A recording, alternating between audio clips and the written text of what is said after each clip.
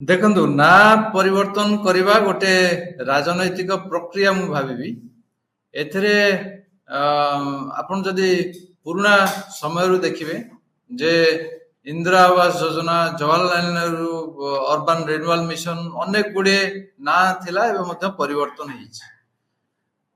ଏଥିରେ ଗୋଟେ କଥା ଆସୁଛି ଯେ ନା ପରିବର୍ତ୍ତନ ଦ୍ୱାରା ଯଦି ଯୋଜନାର ଫଳାଫଳ ଉପରେ କୌଣସି ପ୍ରଭାବ ପଡୁନି ତାହେଲେ ନା ଚେଞ୍ଜ କରିବାର କୌଣସି ଅସୁବିଧା ନାହିଁ, କାରଣ ସବୁ ରାଜନୈତିକ ଦଳ ସେମାନେ ଚାହିଁବେ ତାଙ୍କର ବ୍ରାଣ୍ଡିଂ କରିବାକୁ। ଯଦି ଆପଣ ଦେଖିବେ ତାକୁ ଅଲଗା ସେନ୍ସରେ ଆପଣ ଦେଖିବେ, କାରଣ ରାଜନୈତିକ ଦଳ ଯଦି ଉଦ୍ଦେଶ୍ୟ ଗୋଟେ ରଖିଥିବ ଯେ ମୁଁ କିଛି ବର୍ଷ ପରେ ମୁଁ ଅର୍ଥନୀତିକୁ ଏଇ ସ୍ଥିତିକୁ ନେବି, ତାହେଲେ ତାର ବ୍ରାଣ୍ଡିଂର ଆବଶ୍ୟକତା ଅଛି, ତାର ଏକ୍ଜିଷ୍ଟାନ୍ସର ମଧ୍ୟ ଆବଶ୍ୟକତା ଅଛି, ସେ ଶାସନରେ ଆସୁଥିବା ଦରକାର। ନା ପରିବର୍ତ୍ତନ ଦ୍ୱାରା ଯଦି 1000 କୋଟି ଖର୍ଚ୍ଚ କରିବା ଦ୍ୱାରା ଯଦି ତାର ଦୀର୍ଘସ୍ଥାୟୀ ସ୍ୱପ୍ନ, ଦୀର୍ଘମିଆଦୀ ଯୋଜନା ଯୋଉଟା ଭାରତକୁ ହଉ ବା ଓଡ଼ିଶାକୁ ହଉ ଯଦି ବିକଶିତ କରିବାର ଯୋଜନା ତାର ସଫଳ ରୂପାୟନ ସେ କରିପାରିବ, ତାର ନା ଚେଞ୍ଜ କରିବାର କୌଣସି ଅସୁବିଧା ନାହିଁ। ନା ଚେଞ୍ଜ ହେଲେ ସ୍ୱପ୍ନ କେମିତି ସଫଳ ହେବ ବୋଲି ଆପଣ ଭାବୁଛନ୍ତି? ଦେଖନ୍ତୁ ଯଦି ଲକ୍ଷ୍ମୀ ବସର ନା ପରିବର୍ତ୍ତନ ହେଇଗଲା, ରଙ୍ଗ ବଦଳିଗଲା, ଏଥିରେ ଗୋଟିଏ ଦଳର ସ୍ୱପ୍ନ, ସରକାରଙ୍କ ସ୍ୱପ୍ନ କେମିତି ପୂରଣ ହେବ ବୋଲି ଆପଣ ଭାବୁଛନ୍ତି? ଗୋଟେ ଦଳ ଶାସନରେ ରହିବ, ତାର ବ୍ରାଣ୍ଡିଂ ଦରକାର ଅଛି, କାରଣ ତାର ଇଚ୍ଛା ମୁତାବକ ଯୋଉମାନେ ଅଛନ୍ତି, ଧରାଯାଉ କୌଣସି ପୂର୍ବ ସରକାର ଅମଳରେ ଯାହା ସବୁ ନାଁ ସବୁ ଥିଲା ସେଇ ଦଳ ସମ୍ପର୍କିତ ନାଁ ସବୁ ଥିଲା, ତେଣୁ ତାର ବ୍ରାଣ୍ଡିଂଟାକୁ କେବେ ହେଲେ କୌଣସି ଦଳ ଚାହିଁବ ନାହିଁ। ଦଳୀୟ କର୍ମୀ ମାନେ ଗ୍ରାଉଣ୍ଡ ଲେବୁଲରେ ସେମାନେ କେବେ ହେଲେ ଏଇ ଯୋଜନା ପ୍ରତି ଆକର୍ଷିତ ହୋଇ ଲୋକମାନଙ୍କୁ ଅଧିକା ଲୋକମାନେ ଯୋଜନା ପାଆନ୍ତୁ ସେ ନେଇକିରି ମନ ପ୍ରତି ସେମାନଙ୍କ ରହି ନପାରେ, ସେମାନେ ଅଧିକ ପରିମାଣରେ ଉତ୍ସାହିତ ବି ନ ହୋଇପାରନ୍ତି। ଏଇଟା ଗୋଟେ ଦେଖନ୍ତୁ, ଦଳୀୟ କର୍ମୀ ମାନେ ଯେତେ ଉତ୍ସାହିତ ହେବେ ଏବଂ ଦଳୀୟ କର୍ମୀ ମାନେ ଯେତେ ଚାହିଁବେ ଲୋକମାନେ ଯୋଜନା ପାଆନ୍ତୁ, ତୃଣମୂଳ ସ୍ତରରୁ ରାଜ୍ୟ ସ୍ତର ଯାଏଁ ସମସ୍ତେ ଚାହିଁବେ ଯେ ଏଇ ଯୋଜନାଟା ପାଆନ୍ତୁ। କେତେବେଳେ ନା ଯେତେବେଳେ ତାଙ୍କ ସମ୍ପର୍କିତ ଲୋକ ବା ମହାମନିଷୀଙ୍କ ଦେଇକି ନାଁଟା ଯୋଡି ହେଇଯିବ ବା ତାଙ୍କ ସରକାର ଚାହୁଁଥିବା ବ୍ରାଣ୍ଡିଂଟା ରହିବ। କିନ୍ତୁ ଏଥିରେ ମୋର ଗୋଟେ କହୁଛି ଯେ ଏଥିରେ କୌଣସି ଅର୍ଥନୀତି ଦୃଷ୍ଟିରୁ ଦେଖିଲେ 1000 କୋଟି ଟଙ୍କା ଗୋଟେ ବଡ ଜିନିଷ ନୁହେଁ। ପୂର୍ବରୁ ମଧ୍ୟ ଯେତେବେଳେ ବି ବ୍ରାଣ୍ଡିଂ କରିଥିଲେ, ସେ ଆପଣ ଯୋଉ କହିଲେ ଲକ୍ଷ୍ମୀ ବସ୍ କୁ ବ୍ରାଣ୍ଡିଂ କରୁଥିଲେ ମଧ୍ୟ ଖାଲି ବସ୍ ବି ଚଲେଇ ପାରିଥାନ୍ତେ ନା, ଆଉ ଯେତେବେଳେ ସ୍ୱାସ୍ଥ୍ୟ କାର୍ଡ ମଧ୍ୟ କରୁଥିଲେ ବା ଯାହା ବି ନାଁ ଦଉଥିଲେ ଖାଲି ବି ସ୍ୱାସ୍ଥ୍ୟ କାର୍ଡ କରିପାରିଥାନ୍ତେ ନା, ଓଡିଶା ସ୍ୱାସ୍ଥ୍ୟ କାର୍ଡ ବି କରିପାରିଥାନ୍ତେ, ତେଣୁ କିଛି ବି ସେମାନେ ବି ବ୍ରାଣ୍ଡିଂ ନ କରିପାରିଥାନ୍ତେ। ତେଣୁ ବ୍ରାଣ୍ଡିଂ କରିବା ପୂର୍ବ ସରକାରର ଉଦ୍ଦେଶ୍ୟ ଥିଲା, ଏବେ ଯିଏ ଦଳୀୟ ପରିବର୍ତ୍ତନ ଯିଏ ହଉଛନ୍ତି ତାଙ୍କର ବି ଉଦ୍ଦେଶ୍ୟ ରହୁଛି। ତେଣୁ ଏଇଟା ଗୋଟେ ରାଜନୈତିକ ପ୍ରକ୍ରିୟା, ଏଇଥିରେ ଆମେ ଦେଖିବାର ଅଛି କୌଣସି କ୍ଷତି ହବାର ନୁହେଁ। ଯିଏ ହିତାଧିକାରୀ ଅଛି ତାକୁ ଯେତିକି ସୁବିଧା ମିଳୁଥିଲା ତାକୁ ଅଧିକା ସୁବିଧା ମିଳୁ କିମ୍ବା ସେତିକି ସୁବିଧା ମିଳୁ। ବ୍ରାଣ୍ଡିଂ ଦ୍ୱାରା ବା ନା ପରିବର୍ତ୍ତନ ଦ୍ୱାରା କୌଣସି ସୁବିଧା ପାଇବାରେ କୌଣସି କ୍ଷତିଗ୍ରସ୍ତ ନ ହଉ ଆମର ହିତାଧିକାରୀ। ଗୋପବନ୍ଧୁ ଜନ ଆରୋଗ୍ୟ ଯୋଜନା, ବିଜୁ ସ୍ୱାସ୍ଥ୍ୟ କଲ୍ୟାଣ ଯୋଜନା ମାଧ୍ୟମରେ ଯେତିକି ସୁବିଧା ପାଉଥିଲେ ଲୋକମାନେ, ଯାହା ବି ଭଲ ସୁବିଧା ବି ଲୋକମାନେ ପାଉଥିଲେ ମାନିବାକୁ ପଡିବ। ତେଣୁ ଗୋପବନ୍ଧୁ ଜନ ଆରୋଗ୍ୟ ଯୋଜନା ବଦଳିଲା ପରେ ଲୋକମାନେ ସୁବିଧାରୁ ବଞ୍ଚିତ ନ ହୁଅନ୍ତୁ। ଯିଏ ଗରିବ ଲୋକଟେ ଯାଉଛି ସ୍ୱାସ୍ଥ୍ୟ କେନ୍ଦ୍ରକୁ ତାକୁ ଯେମିତି ତା ପକେଟରୁ ଖର୍ଚ୍ଚ ନ ହଉ, ଏଇ ବ୍ରାଣ୍ଡିଂ ଦ୍ୱାରା, ଏଇ ନାମ ପରିବର୍ତ୍ତନ ଦ୍ୱାରା ସେ କୌଣସି କ୍ଷତିଗ୍ରସ୍ତ ନ।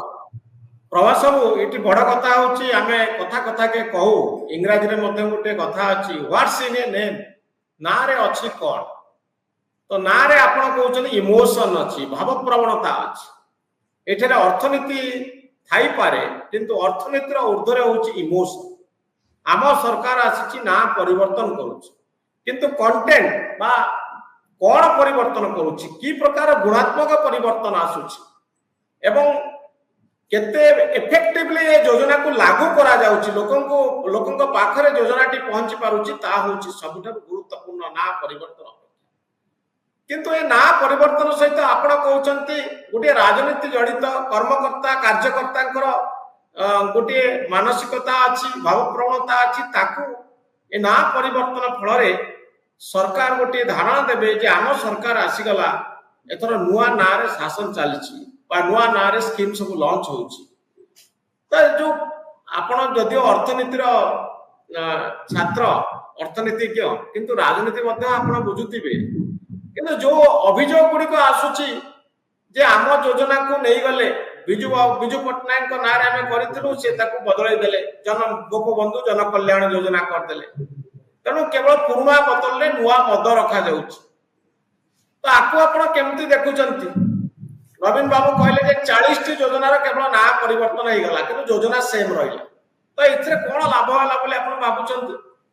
ଦେଖନ୍ତୁ, ମାନେ ନାଁରେ କିଛି ନାହିଁ ବୋଲି ଯୋଉ କହିଲେ ସେଟା ମୁଁ ରାଜି ହେବିନି। ଯିଏ ବି କହିଥାନ୍ତୁ, ନାଁରେ ସବୁ କିଛି ଅଛି। ଶିବ ଗୋଟେ ମହାଦେବ, ଯଦି ଶିବରୁ 100ରୁ ହସେଇକାରଟା କାଟିଦେବେ ତାହେଲେ ସେ ଶବ ହେଇଯିବ। ଶବ ମାନେ ମଣିଷର ଶବ ମଧ୍ୟ ହେଇଯିବ। ତେଣୁ ନାଁ ପରିବର୍ତ୍ତନରେ ଅନେକ କିଛି ଅଛି। ଆପଣ ଯଦି ଅପେରା ଦେଖିଥିବେ, ଜାଣିଥିବେ, ଯେତେବେଳେ ଅପେରା ହୁଏ ବା ନାଟକ ହୁଏ, ନାଟକ ନାଁରେ ଅନେକ ଗୁଡ଼ିଏ ଟିକେଟ ମଧ୍ୟ ସେଲ୍ ହୁଏ। ଏବଂ କିନ୍ତୁ ଟିକେଟ ଦେଖି ସାରିଲା ପରେ ଅଧାରୁ ମଧ୍ୟ ଲୋକମାନେ ପଳେଇ ଯାଆନ୍ତି, ଯାହାର ଏଇ ନାଟକରେ କିଛି ନାହିଁ, ଆମେ ଭଲ ନାଁ ଦେଖି ମଧ୍ୟ ଆସିଥିଲୁ। ତେଣୁ କଥା ହଉଛି, ନାଁ ପରିବର୍ତ୍ତନ ହଉ, ନାଁ ଦ୍ୱାରା ଲୋକମାନଙ୍କୁ ଆକୃଷ୍ଟ କରାଯାଉ।